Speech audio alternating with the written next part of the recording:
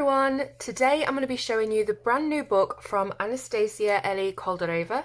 It's called Serenity and it is I think it's the 5th book she's done now. I only have 3 of them, but I'm sure she's done one called Mermaid Legends and another about dragons as well. But the 2 that I have are in this kind of format, and the first one was Mysteria, absolutely beautiful book.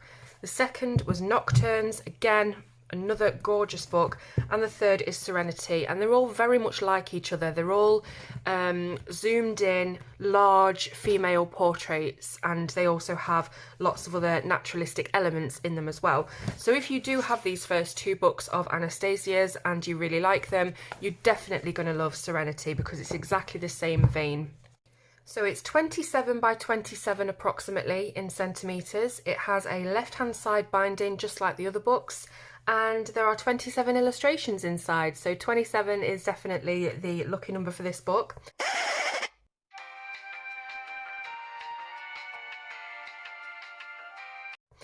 So as you can see, we've got one of the images from inside on the front cover, and it has been coloured, so you can see sort of a little bit of inspiration of how to maybe colour this one, or just see what they look like with a bit of colour. That's why I always try and colour something on a page, or a whole page if I can, before I do these reviews, to try and show you what they look like with some colour added.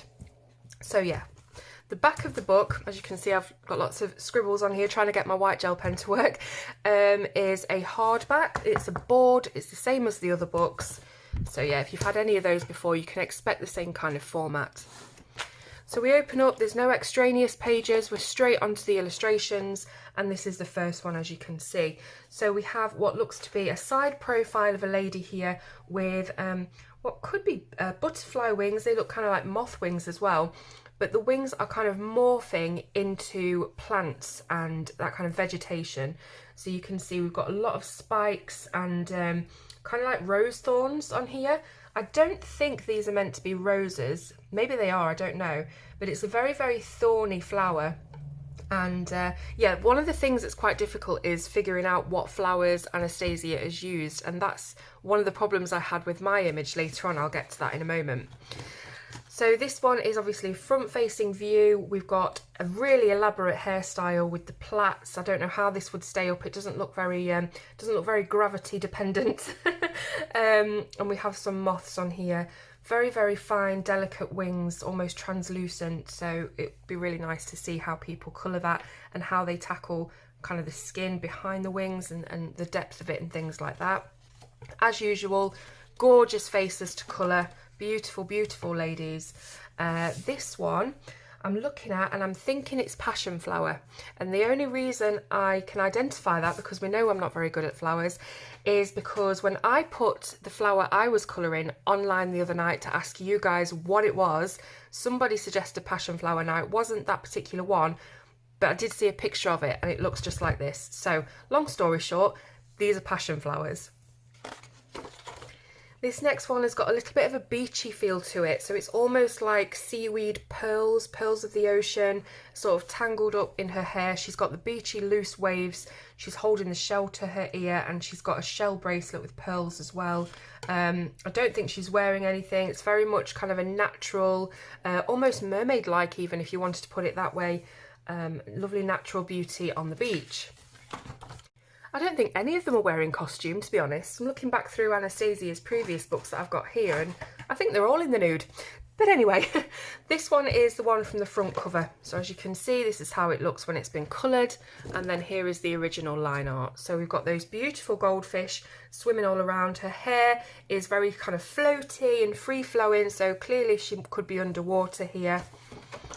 This one is one of Anastasia's circle portraits, so you can see it's kind of defined by this circular border. We've got what look like bees or wasps here. Probably wasps, I think. But yeah, again, up to you to interpret however you like. They could just be little glowworms or, anything really, any kind of creature you want to interpret. You colour them however you like. I'm a little bit neurotic about having to colour things in the colours that they are in real life. Which is just silly really, because it's up to us what we want to colour it and make it as unique as possible, but I like to try and identify things so I can look at references online. So this one I was really toying with being the one that I coloured for this review. It's a beautiful, beautiful image. As you can see, it's almost like a geisha girl. And here we have one that's actually wearing costume, so I was wrong. And the beautiful kind of lotus flowers, I think they are. Yeah, and I really like the pose and the composition of it. It's beautiful. So, I'm looking at this one. I'm thinking that these look like something that would grow either on a rock, very mossy, kind of fungus, or it could even be something underwater. There's a look of coral about it as well, but I'm guessing that she's lying upon a sort of very mossy rock bed, and that's where we're getting all this fungus growth from here. Not entirely sure what these flowers are. They are reminiscent of poppies, so it could very well be poppies growing out of her hair, but again, you're just drawn to the lady, you're drawn to the figure who is the centre of all the illustrations, and the rest of it, the flowers, the nature, is just kind of bonus. It's extra. It's the girls, I think, that we buy this for because they're just so stunning, and the looks on their faces, the expressions, they're so very expressive. The eyes, you know, they could almost be real. So this one here, we have some winter berries, I think, and what look like little, I want to say kingfishers, but I'm probably wrong. Very, very little birds with long beaks. So could be hummingbirds, maybe. This one here is a little bit more of reminiscent of a desert kind of wasteland, because you've got the carcass of what looks like a vulture here, and that is making up the main part of her headdress. It's all very spiky and quite dry looking. You can imagine it being in a barren desert. But we have the full beautiful feathers here, which will look absolutely gorgeous, coloured, maybe made into sort of a metallic or colour changing, colour shifting wings, when you've got all of the kind of dry, dusty, barren colour scheme around it. I hope that makes sense. The wings should really stick out if you do it in that way. So this is what I believe to be an array of succulents, and they seem to be literally growing from her scalp, which is, you know, it's a very, very common theme throughout Anastasia's books, that the people, the girls, they are at one with the nature and they're almost kind of meshing together. So yeah, lovely, beautiful succulents. I did some succulents on this page that you'll see later on in the book, and I've found a really good tip for lifting the colour of your succulents is to put tiny bits of pink on the very edges and the tips of each succulent leaf, and I'll show you that in a moment as well. So this one's very spiky and thorny again. These are clearly thistles, which I believe is the plant or the flower for Scotland. But with this one, you can see that it's a much more zoomed out view. You've got the whole of her back and her waist here and her hips. So this is something very different to colour. Even if you're used to colouring faces and arms and clavicles and shoulders and things that you usually see, not very often do you colour the back view. So this would be really interesting. Now, as you can see, Anastasia has left shading in certain areas, which will really help for you to place those shadows and highlights. So here we have another beachy sea theme. As you can see, we've got the clownfish all around. So if you wanted to make this into like a Finding Nemo colour scheme, make it really fun. But the best thing about this, I think, is her hair seems to actually be those sort of flaps of coral that you would see Nemo sort of wiggling his way through in the movie, and that is making up her hair. So at first I thought they were dreadlocks, and I guess that, you know, is that kind of thing. It could look like that, but it's definitely that kind of anemone. That word seems to be coming up loads in my recent reviews. But yeah, it definitely has that look, and these beautiful natural raw shells as well. Absolutely gorgeous. So this one here actually does have dreadlocks. You can see the hair is literally wrapped in that dreadlock style, very tight. And the dreadlocks are sort of intertwined with a snake. So you can see the tail of the snake here. It goes all the way through her hair, comes down around her neck, and then she's holding it at the head there. Just looking at some of the plants that are on this, it looks very much again like succulent plants, cacti, and that kind of thing. And again, she is actually wearing a robe of some sort. So we have another beautiful lady here. I think that these are pine cones, but the more that I look at them, the more I think they're probably not. You just don't know enough about plants. So again, we've got a sort of dreadlock style here, but it seems that they have been pinned into this updo in this really curly whirly style. I absolutely love it. And the best thing about this for me is this jewellery that's hanging and draping off of all of the foliage that is within the hair. So another absolutely gorgeous illustration. They all are. You cannot find fault in Anastasia's work. It must be impossible, I think, because they're all just gorgeous. So this one, I really enjoy how she has put together the lady and her animal. So you can see obviously she's got a scorpion and her hair has been put into this beautiful hairstyle that I wish I could recreate with my hair, and then it tails off into the sting of a scorpion's tail. So here you can see we've got some very natural raw looking crystals, and they're also embedded into the ribbon around her hair. Again, another very beautiful illustration. Beautiful is a word that I need to replace with lots of other vocabulary because I say it far too often. Now then, what have we got here? So this looks to be, I think, a praying mantis, and it's they sit there like that, don't they? And that's exactly what she's doing here. So it's almost like she's in a sort of meditative state and just becoming one with her little creature counterpart. Again, just loving the flowers. I know that there is a name for these flowers that have got these kind of bell shapes hanging down. Are they called bleeding hearts? I think maybe. I'm getting better with flowers. You're all teaching me a lot. Now this one reminds me of one of her previous illustrations. I'll see if I can find it in the other book because I know that I've coloured it. And I did it all in browns and sepia tones. Here we go. It really reminds me of this one that I did. I think it's probably just because the bird sat on her shoulder, I think, and it is a round kind of image as well. But I really had fun doing this one. You will have seen it on the previous on my social media or on the previous review of this book, and I really liked, you know, using just brown tones and sepia tones and then the gorgeous striking blue for the eyes. So there's a bit of inspiration for you. So yeah, gorgeous. I really love the lace work on this. So I started out this review saying that pretty much every single one of Anastasia's girls are naked, and they're basically not. So yeah, everyone that I've looked at since I've said that seemed to have some sort of costume. But yeah, really love the lace here. And again, the circle is made up by all of the trees. It could be a very good nighttime one, this one. So here we have Venus flytraps. So we've got the fly, we have the insect, we have the dinner ready. And this lady, I don't know whether she's wearing some sort of backpack that has all of these Venus flytraps emanating from it, or where they're coming from really, but they're all ready for dinner. They're all open and ready for this fly to make his way over there. This is a very intricate one. It's much more detailed than the other illustrations, as you can see. So we have the girl in the foreground with her headdress made up of some darker line work. So it's a little bit more heavy than the ones in the background. This has kind of been paled down in opacity. So really it's up to you whether you just want to make a feature of this lady with her headdress and maybe leave this in the background just as patination, or give it a light pastel wash, something like that. Totally up to you. But again, gorgeous details. We have berries, looks like blackberries, and lots of other flowers I can't name. Another beautiful lady. They're all so beautiful. This one I really love because it definitely reminds me of the beach. We've got all of the shells and things and rocks and stones embedded into her hair. It's encrusted with it. And I mean, here we've got a crustacean here. I think it's either a lobster or a crab.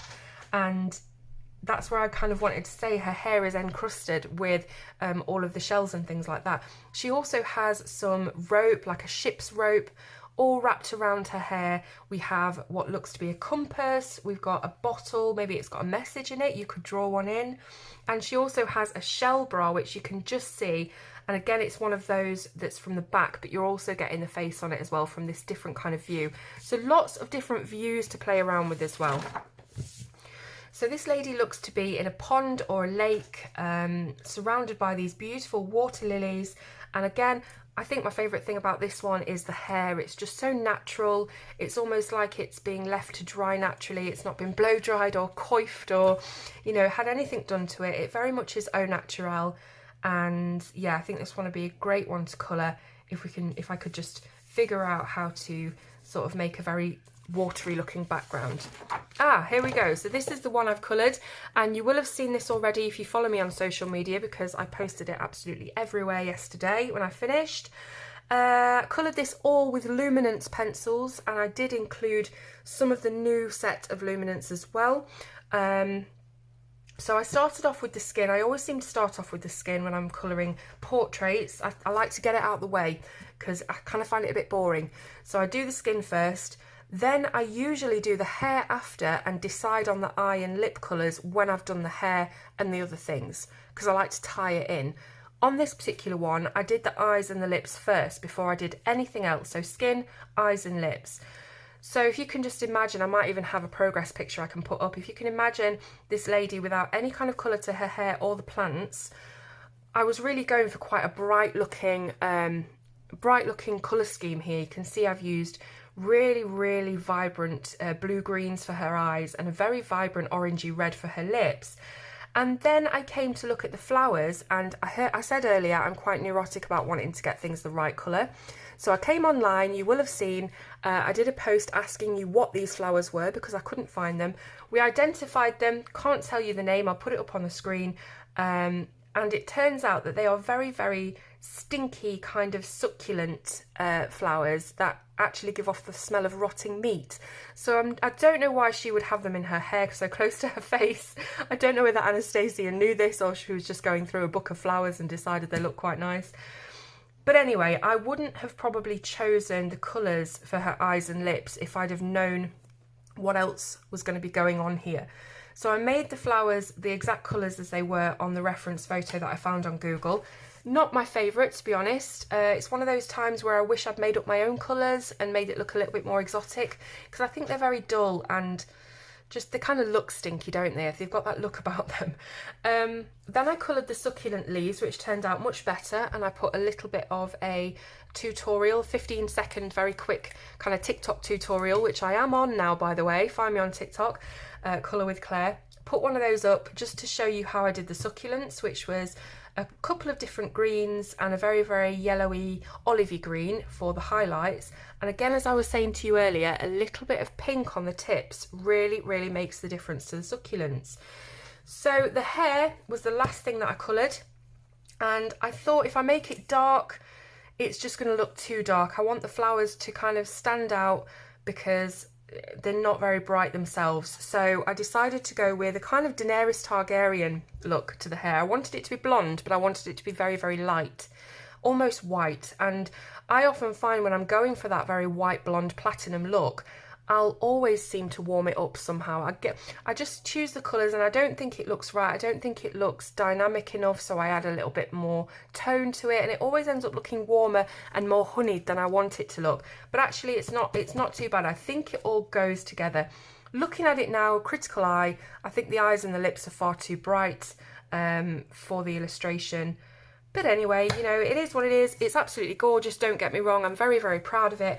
And if you would like to know what colours exactly I used, I have helpfully written them all down for you. So let me bring this up to camera. Now you'll see for the hair, I used Buff Titanium, Raw Umber and Raw Umber 10%. Now I always start off with the darkest colours when I'm doing hair. So I'd start off with very sharp pencils always for hair, so we can get those strands looking, you know, individual. Start off with the Raw Umber, then move into the Raw Umber 10%, and then just finish off with the Buff Titanium all over.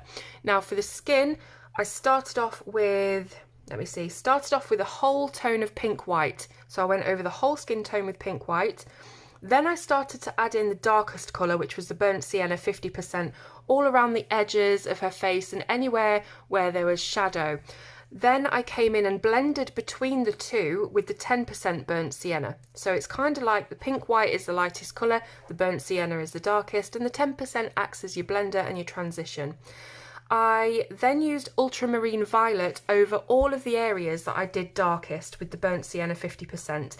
And the violet just takes the red out of the sienna, and it just it doesn't make her look so red and so orange. So that's what it does, it sort of desaturates the reds. And then finally I use the Anthraquinoid Pink, just a very light touch, barely touching the paper, to give her a little bit of blush and define those cheekbones more. So there you go, that's the story of this page. Really hope you like it as much as I do. It's a frameable piece, isn't it, that? I never end up framing mine, but I really should. I've been asked by a few people, could I have some of your pictures that you've coloured, or prints of something I've coloured, and it always astounds me, because I know it's a nice picture and everything, and I know I'm pretty good at colouring, but it just makes me feel a little bit like I'm not good enough for people to want a piece of mine on the wall. But that's self-esteem issues. Anyway, I'm waffling yet again. Let's see what else we've got in the book. So another one that is very much set in this aquatic theme. We have turtles here. You could even make this one into a Finding Nemo themed one. Again, with the hair, it's floating around. She looks as though she is underwater, and yeah, beautiful, beautiful. We've got one that is surrounded by the circle frame again, and it seems as though her hair this time is actual tree roots. So you can see it's almost, I think these are kind of like sakura blossoms growing from her hair. So that kind of cherry blossom look. And we have a moth here as well. Now then, what are these flowers? They're blooming gorgeous, whatever they are. I want to say dahlias, but I'm probably completely wrong. You can see on the edge of her eye as well, we've got some nice detailing. It's almost like makeup that is growing out of her eye. Yeah, just outstanding, really. I don't know where Anastasia gets all of her inspiration from, and she seems to bring out books all the time. It's incredible. So here we've got another beautiful ethnic beauty. You can see she has this beautiful twisted hair. I know that there's a word for this kind of hair. I don't know if it's dreads, it's something else, but I forget. And it's got these lovely little twists on the end. The biggest thing about this, though, I think, is this huge flower that's coming straight from her head and straight down with what could be leaves, I guess. I don't think they're petals. Again, if you can identify any of these flowers, please do leave them in the comments, because I know a lot of you will be interested to know what they are. And that's the end of the book. I wish it went on forever. I absolutely love Anastasia's work, if you couldn't tell already. So, the book. Now, I believe that there is a seller in China or Korea or somewhere on Etsy selling this book. You can get it from there if you wish, if that's easiest for you, whatever. I'm not affiliated with anybody, so it doesn't matter to me where you get it from. But Anastasia herself is sending out copies of the book, and you will get a little bookmark. It might be signed by Anastasia. So if you'd rather do that and go down that route, then please email her on the address that I'm going to leave in the description box. If you email her, you tell her where you live, she can work out the total price, including shipping, of how much it's going to cost you to get this book. The book itself is $20, so you can work that out in whatever country you live in, how that converts. As for shipping, I think it will vary on where you are in the world. But I do think it's very, very, very worth the price. It's one of those books you treat yourself to and you don't regret it. So even if you think it's slightly expensive, or you might have to save up for it, it really is worth it. As you've seen, the illustration is beautiful. So thank you so much for watching. Let me know what you thought in the description. Not in the description. Let me know what you thought in the comments, please. Do give the video a thumbs up if you have a quick second to do so, and don't forget to subscribe to the channel. An overwhelming majority of people that watch my videos aren't subscribed, so please subscribe if you would like to see more from me. Thank you so much for watching, and I will see you soon on Colour with Claire.